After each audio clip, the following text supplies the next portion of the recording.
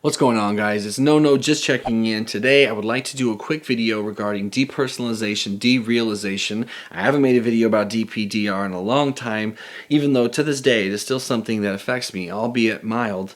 But at one time it was very, very severe. If you don't know what depersonalization is, I have no idea necessarily why you click this video, but I made a video explaining it the best I could, and I will leave a link in the description below if you want to pause this video and check that out just to give you some context and better understanding.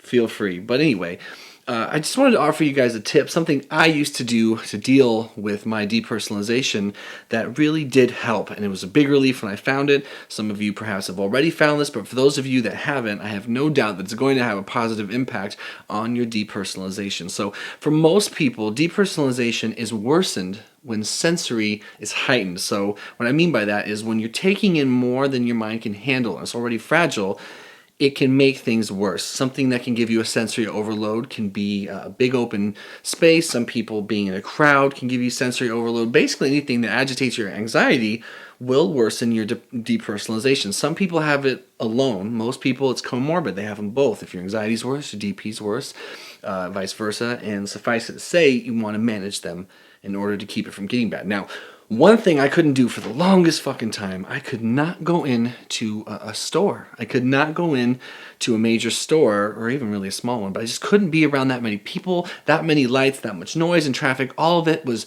sensory overload, and my depersonalization would get so high that I felt like I was swimming through syrup, like I barely knew where I was. I always felt like I was on the brink of panicking. It certainly was an anxious and depersonalized response, and it was so maddening to me. It was so fucking heartbreaking and discouraging because it made me feel like I was fucked up. It made me feel like my head was messed up, which it was, and it made me feel hopeless. And so one thing I did by chance one day was put on a pair of sunglasses. You know, I live in Oregon, so I don't really have much opportunity to put on sunglasses, and I hadn't made the connection. But one day, I put on sunglasses when I was inside of a store.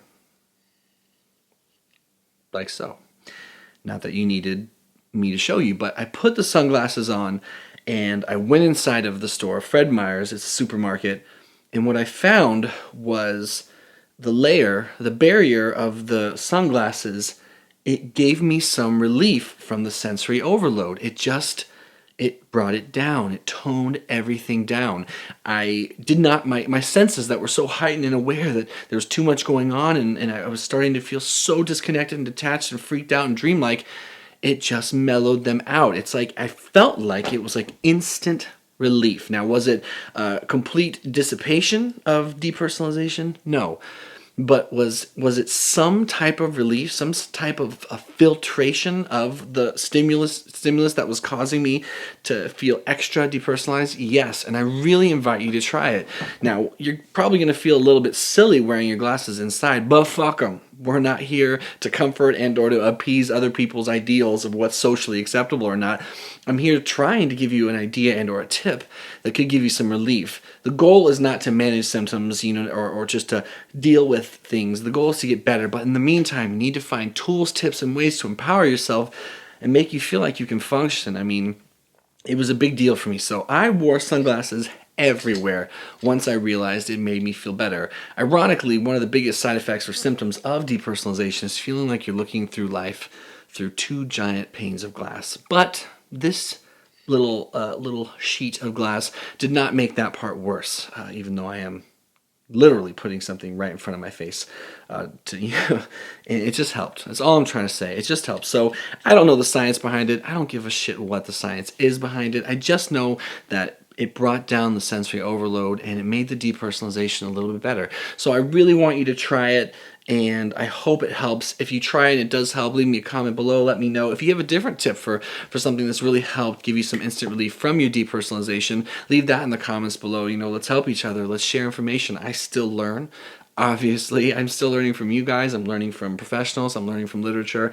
I'm learning from life experience. And we should all share that as much as we can. That is my quick tip for the day. Wear those shades indoors. Don't worry about being judged. Just worry about your mental health and see how it might help. We'll do another video soon. I appreciate each and every one of you. I hope that was useful to some capacity. It certainly, again, was a really big find for me. Simple but powerful. We'll do another video soon. Keep it pimping until then, and good luck with what you're suffering with. You are not alone. I'm right here for you, and we'll get you through this. Take care, guys.